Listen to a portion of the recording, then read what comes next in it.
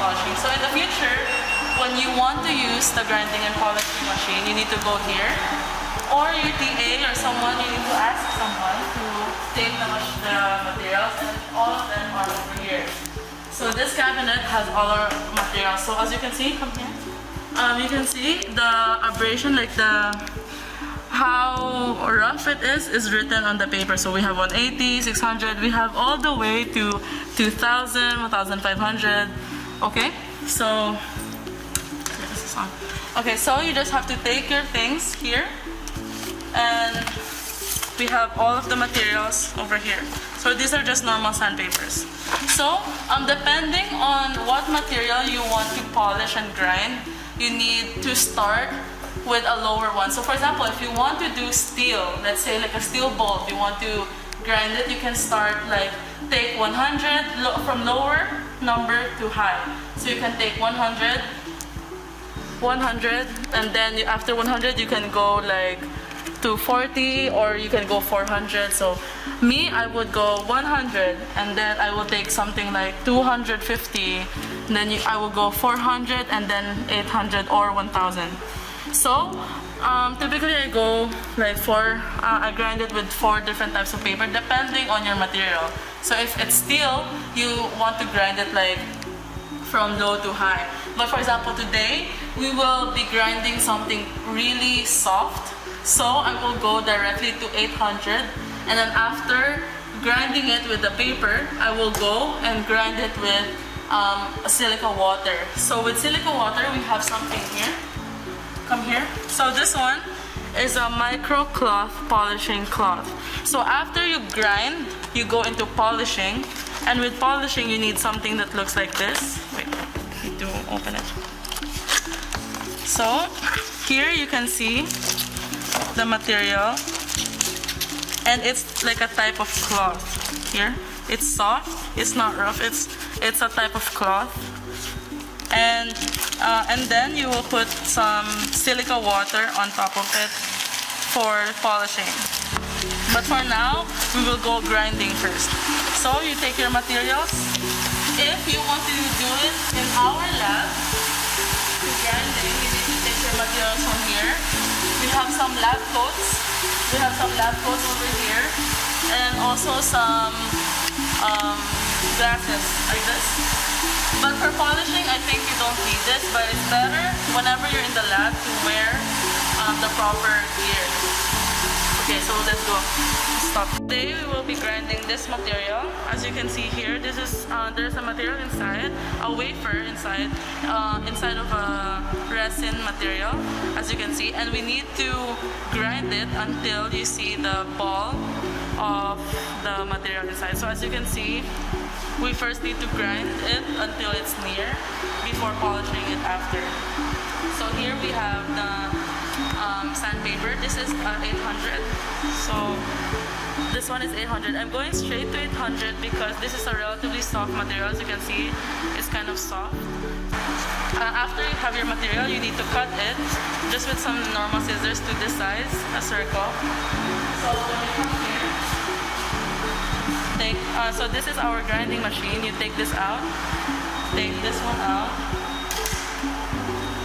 you take this one out, and then you place your sandpaper inside like this. Then you press it in. So yeah, I think this is fine. Okay. Make it as flat as you can, but I didn't do it as flat way. There, it's better. See, make it as flat as you can, so everything is even. Okay, good. So let me just get it. So here we have our material. So that's the ball that we want to observe. Can you see? Is the ball. So you want to grind it near, But because after grinding we will do polishing, you shouldn't grind it too close because the polishing will still take off a lot of the surface. So the reason why I'm wearing gloves is because the friction might be not good for your fingers if you do it too close or something. So it's better to just keep your hands safe. But everything is not that dangerous, so you don't have to. But it's better in the lab, wear proper gear. So here you can see in our machine you can control the water and the RPM. So here since we are using 800, I want the RPM to be higher. So for example, if I'm using 50 or 100, maybe I will put it to 200, 250 for the RPM. But since we are using 800, maybe we will raise it to 300 or 350. Let's say 350. So if you are not used to polishing, it's better to stay within this range. But if you are more used to doing grinding, it's okay. Some people, they use up to 400, 450. It's just more fast and it's hard to hold down the material with a fast RPM. But 350 is enough. It's okay. So let's do the start. Turn on the water like this. So you need to put the water, and yeah, so we are running at 350. So as you can see, where's the material? So I will do in one direction first. So you hold it down, only in one direction. You need to hold it steady. So you need to do like this. Hold it as steady as you can. And then after a while, just hold it as long as you can.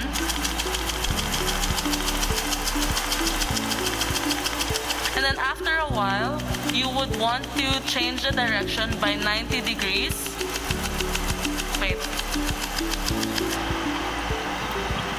So after a while, you would want to change. So I was holding it like this, but after a while, you want to change it to this side, because since the paper is going this way, there's a lot of micro cuts that are this way. So the reason why we keep changing from by 90 degrees is you want to remove the cuts on the surface, the abrasion on the surface. So after doing this, you do 90 degrees change, then you do it again.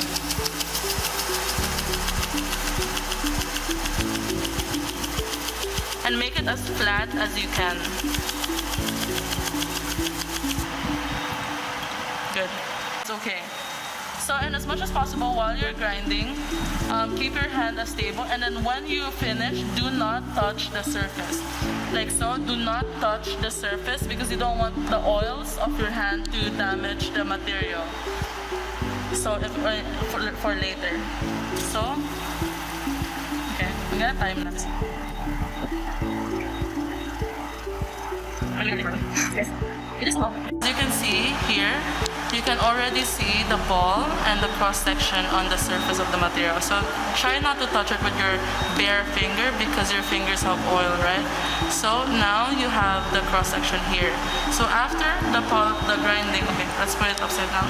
After your grinding, you need to prepare so the water gets controlled by this. You need to prepare for the polishing. So remove this. Do the same exact thing. So remove this. Remove the paper. So as you can look at all the resin we remove. Okay. And then can you give me the box? Okay. Now we have this one. Okay. So with this one, you want to remove the tape on the back. Remove it. Try to remove the water. Okay. And now we put this over it.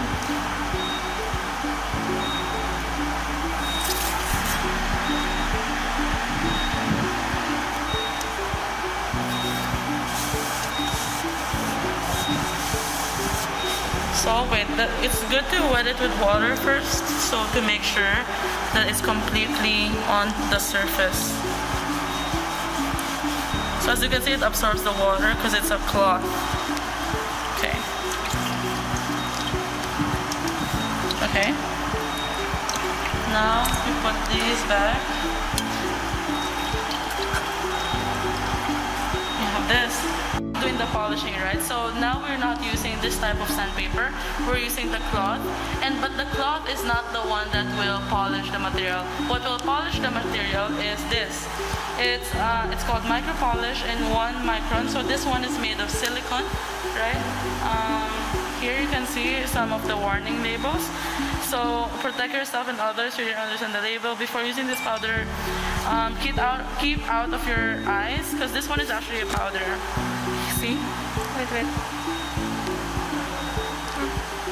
So this one is alpha alumina.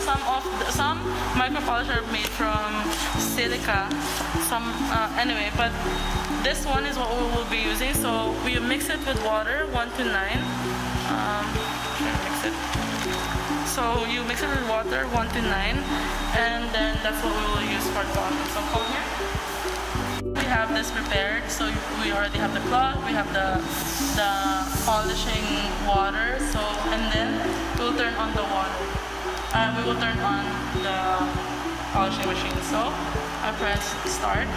Right now I'm using around 450 because I feel more comfortable with using 450. You will still turn on the water just a little bit, like this.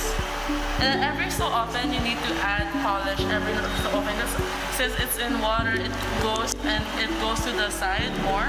So every so often you need to add more of this. So for example, I added it to the middle, like this. You can see everything's turning like white. Okay, and then you start doing your polish. This one is a lot more comfortable since the cloth is really soft. So it's the same. When you do your grinding after a while, after maybe a minute, you have to change the direction. So I was doing this way. Let's try to do this way.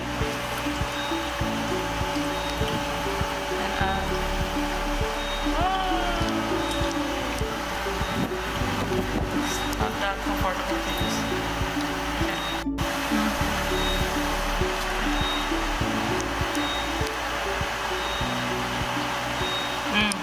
Okay, good. Done.